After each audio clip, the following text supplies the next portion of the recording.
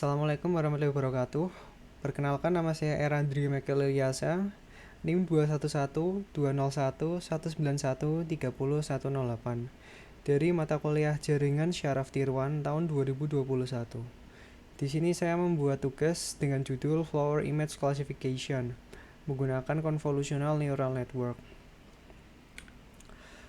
Di sini saya menggunakan Convolutional Neural Network karena ingin membuat klasifikasi data dari image.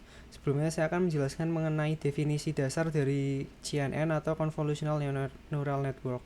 Jadi CNN adalah salah satu jenis neural network yang biasa digunakan pada data image. CNN biasa digunakan untuk mendeteksi dan mengenali objek pada sebuah image. Secara garis besar, Convolutional Neural Network tidak jauh berbeda dengan neural network biasanya seperti Artificial Neural Network ataupun RNN. Jadi CNN terdiri dari neuron yang memiliki wake, bias, dan activation function. Convolutional layer juga terdiri dari neuron yang tersusun sedemikian rupa sehingga membentuk sebuah filter dengan panjang dan tinggi atau pixels. Secara garis besarnya, CNN memanfaatkan proses konvolusi dengan menggerakkan sebuah kernel konvolusi atau filter berukuran tertentu ke sebuah gambar. Komputer mendapatkan informasi representatif baru dari hasil perkalian bagian gambar tersebut menggunakan filter yang digunakan. Di sini merupakan analogi dari proses konversi dari sebuah gambar menjadi matriks yang kemudian difilter lalu diprogram sehingga sebuah, misalnya pada framework misalnya keras, dapat mengetahui bagian pixel ini mengandung apa, misalnya mengandung warna merah atau green ataupun blue. Bisa lihat pada gambar di sini terdapat proses filter yang awalnya dari matriks 4x4 difilter menjadi 2x2. Di sini saya menggunakan framework keras yang berjalan di atas bahasa pemrograman Python. Untuk demonya kurang lebih seperti ini. Jadi ini adalah file Pythonnya. Saya jalankan di localhost menggunakan Jupyter Notebook dari Anaconda. Langkah pertama yang dilakukan yaitu melakukan import OS, lalu dilakukan print direktorinya. Untuk direktorinya sendiri di sini saya letakkan pada bagian folder dev, lalu bagian input. Di sini terdapat banyak dataset, ada ribuan gambar, dari gambar bunga daisy, dandelion, rose atau mawar, sunflower atau bunga matahari, dan bunga tulip. Masing-masing folder terdapat banyak image untuk dilakukan klasifikasi. Lalu selanjutnya dilakukan proses install framework dan library yang digunakan pada project. Pada project kali ini digunakan framework keras, TensorFlow, lalu NumPy, Pandas, Seaborn, Matplotlib, dan OpenCV untuk membuka image-nya. Lalu diketikkan perintah run. Di sini saya sudah menjalankan perintah run terlebih dahulu karena prosesnya cukup lama dan memakan bandwidth internet yang cukup besar. Lalu selanjutnya dilakukan proses importing modul-modul yang akan digunakan. Di sini dilakukan import modul warning untuk memberi warning pada project misalnya ada error. Lalu di sini ada proses import framework yang akan digunakan. Di sini NumPy disingkat menjadi NP, lalu Pandas untuk sebagai framework untuk memplotting grafiknya. Di sini disingkat menjadi PD, lalu Matplotlib, Seaborn yang disingkat menjadi SNS. Lalu di sini dilakukan konfigurasi Matplotlib-nya. Lalu di sini dilakukan import dari metode-metode dari library Sklearn. Lalu di sini juga dilakukan pre-process dengan melakukan import image data generator dari framework keras. Lalu pada framework TensorFlow di sini dilakukan import metode-metode yang akan digunakan seperti backend, sequential, dense, lalu algoritma seperti Adam, ada guard, ada delta, RMS group, dan lain-lain. Lalu di bawahnya juga di sini TensorFlow juga diimport sebagai TF dan random diimport sebagai RN. Lalu di bawahnya juga terdapat proses importing OpenCV yang tadi sudah diinstal pada bagian atas, OpenCV/Python. Lalu dilakukan import modul-modul utilitas lainnya seperti random, zip file, dan pil. Lalu langkah selanjutnya yaitu melakukan preparasi datanya. Di sini dilakukan deklarasi array yaitu array X dan Z, lalu dengan image size 150, lalu dilakukan proses import dari dataset yang akan digunakan. Untuk datasetnya terdiri dari 5 buah bunga yaitu daisy, sunflower, tulip, dandelion, dan rose. Lalu di sini dilakukan proses pembuatan fungsi assign label untuk memberi label pada masing-masing gambar. Lalu dibuat fungsi make train data untuk melakukan training data. Di dalamnya terdapat for loop untuk melakukan looping dari masing-masing datanya. Lalu dilakukan proses pembukaan image-nya menggunakan library OpenCV. Di sini bisa dilihat jika terdapat sintaks CV2 image read untuk membuka file image-nya, lalu dilakukan resize agar semua file image-nya memiliki ukuran yang sama. Setelah itu pada akhir for loop dilakukan append ke array yang tadi sudah dideklarasikan di bagian atas. Lalu selanjutnya dilakukan proses make training data. Di sini fungsinya berguna untuk membuat data train pada masing-masing gambar. Di sini pertama-tama dilakukan data train pada bunga daisy, lalu selanjutnya dilakukan data train pada bunga sunflower, lalu bunga tulip, bunga dandelion, dan bunga rose. Lalu selanjutnya dilakukan visualisasi random image. Di sini menggunakan fungsi dari matplotlib yaitu subplot. Lalu dilakukan proses looping multidimensi untuk menampilkan gambarnya. Di akhirnya lalu dipanggil fungsi tag layout untuk menampilkan gambar yang akan ditampilkan secara random. Bisa dilihat di sini terdapat 10 buah gambar dari masing-masing bunga. Untuk bunga sendiri di sini sudah difilter menggunakan library OpenCV. Untuk selanjutnya diolah masing-masing matriksnya. Nah, untuk selanjutnya dilakukan proses encoding dari masing-masing gambarnya, lalu diubah ke array, lalu selanjutnya dilakukan splitting menjadi training and validation sets, lalu selanjutnya dilakukan setting untuk random seed-nya. Di sini random seed-nya saya memilih angka 42. Lalu ya langkah ketiga yaitu membuat modelnya.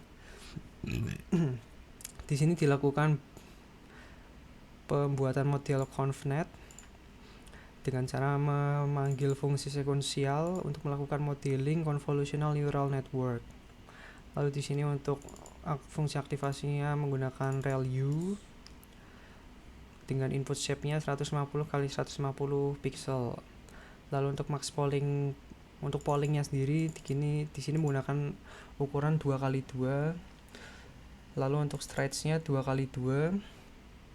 Lalu setelah dilakukan proses building conv model, dilakukan proses flatten image, lalu dilakukan proses dance dengan ukuran 512, lalu dipanggil fungsi aktivasi relu, lalu dipanggil fungsi dance lagi untuk mengaktifkan fitur softmax-nya.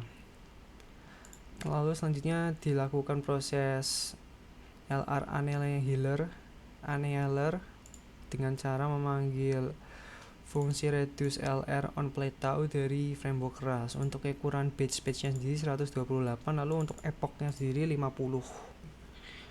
Untuk ukuran epoch-nya sendiri di sini saya memilih ukuran yang standar yaitu 50, sehingga prosesnya nanti tidak terlalu lama apabila melakukan proses training data.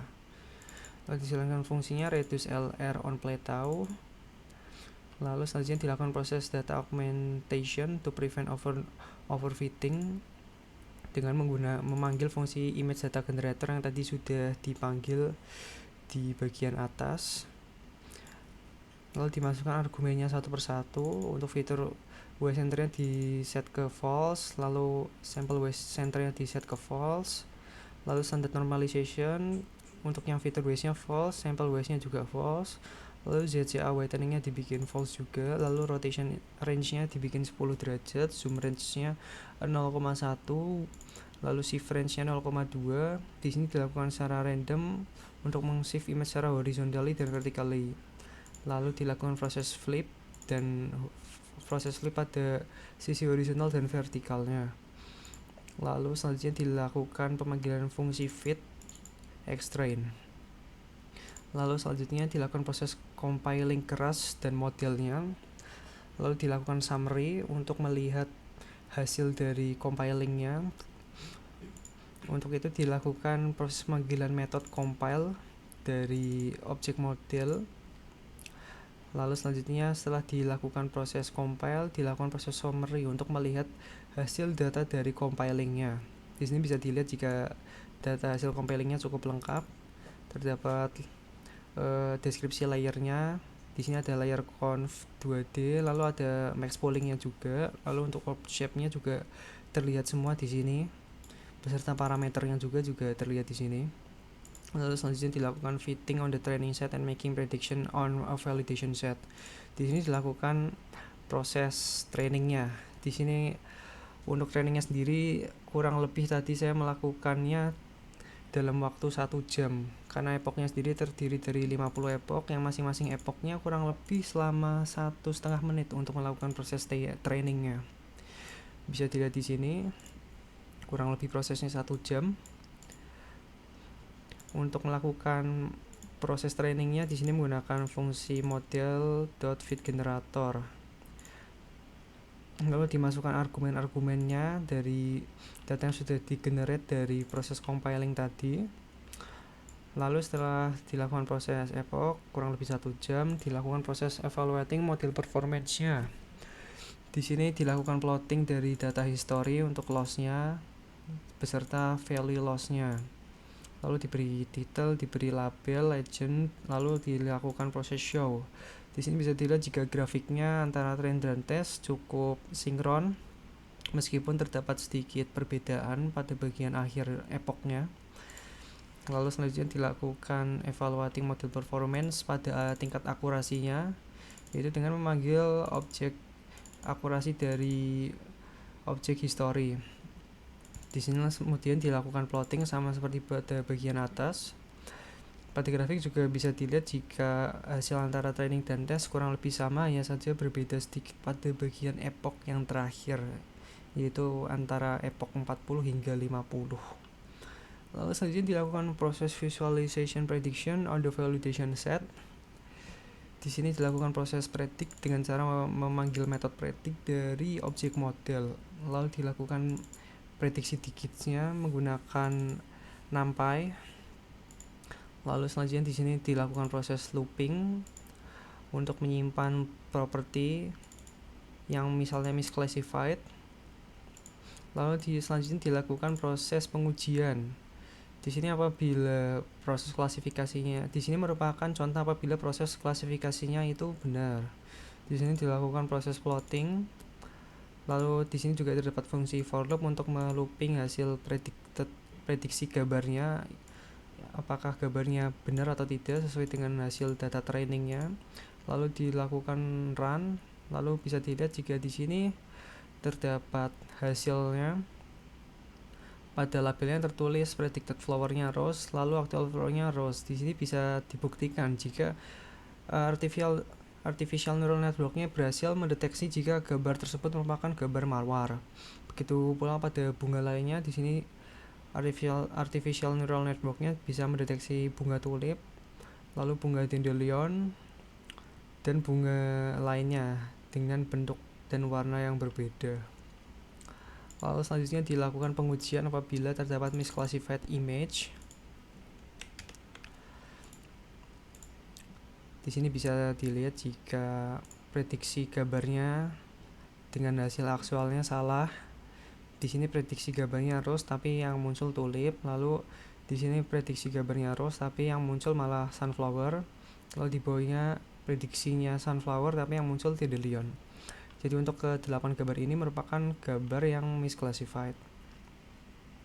Untuk proses pengujiannya kurang lebih seperti itu, dan untuk projectnya sendiri kurang lebih seperti itu. Sekian penjelasan presentasi dari saya, kurang lebihnya mohon maaf. Wassalamualaikum warahmatullahi wabarakatuh.